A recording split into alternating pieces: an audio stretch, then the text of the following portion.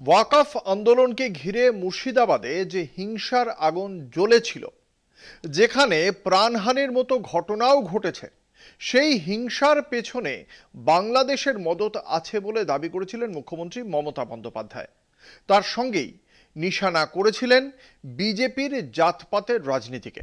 কিন্তু এ হচ্ছে রাজনীতির খেল। আক্রমণ আর পাল্টা আক্রমণের আরেক নামই রাজনীতি। সেই ছবিই দেখা যাচ্ছে ফ্যাক্ট ফাইন্ডিং কমিটির রিপোর্টে। ওয়াকফ আইনের প্রতিবাদে মুর্শিদাবাদ হিংসার তদন্তে গঠিত ফ্যাক্ট ফাইন্ডিং কমিটি তার রিপোর্ট জমা দিয়েছে। এই রিপোর্টে রাজ্য প্রশাসনের বিরুদ্ধে রয়েছে বিস্ফোরক অভিযোগ। স্বাভাবিকভাবেই এই রিপোর্টকে হাতিয়ার করে রাজ্য প্রশাসনকে আক্রমণ করেছে বিজেপি।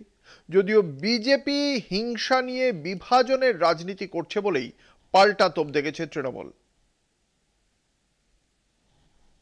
সংসদের দুই কক্ষে ভোটাভুটিতে পাশ হওয়ার পর গত 5ই এপ্রিল রাষ্ট্রপতি স্বাক্ষর করলে আইনে পরিণত হয় ওয়াকফ বিল।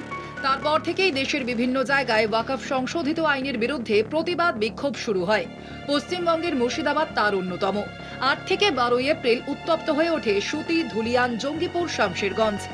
সাম্প্রদায়িক হিংসা এবং প্রশাসনিক ভূমিকা নিয়ে প্রশ্ন তোলে বিরোধীরা। রাজ্যপাল সিভি আনন্দ বোসও আইন শৃঙ্খলা পরিস্থিতি নিয়ে ক্ষোভ প্রকাশ করে ঘটনাস্থলে যাওয়ার ইচ্ছা প্রকাশ করেন। তবে মুখ্যমন্ত্রী পরিস্থিতি শান্ত হওয়ার পর ধুলিয়ান যাওয়ার অনুরোধ করেন রাজ্যের সাংবিধানিক প্রধানকে। মামলা দায়ের হয় কলকাতা হাইকোর্টে। ঘটনার তদন্তে 3 সদস্যের একটি ফ্যাক্ট ফাইন্ডিং কমিটি গঠন করে আদালত।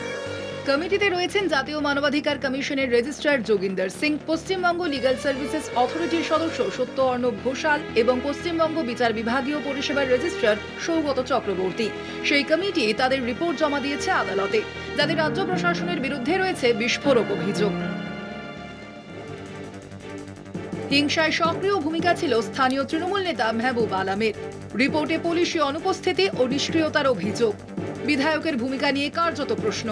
নিহত হরগোবিন্দ দাসের বাড়িতে নির্মম হামলার উল্লেখ রিপোর্টে। মন্দির ধ্বংসের উল্লেখ রিপোর্টে। শুধু বেতবোনা গ্রামে শতাধিক বাড়ি ক্ষতিগ্রস্ত। হিন্দুদের ওপরেই যে হামলা, ক্ষতিগ্রস্তদের নাম উল্লেখ করে প্রমাণ দাখিল। স্বাভাবিকভাবেই এই রিপোর্টকে হাতিয়ার করে রাজ্য প্রশাসনকে আক্রমণ করেছে বিজেপি। चुन चुन कर हिंदुओं को मारा गया, तो मुर्शिदाबाद में चुन चुन कर हिंदुओं के घर, मकान और लोगों को मारने का प्रयास किया गया।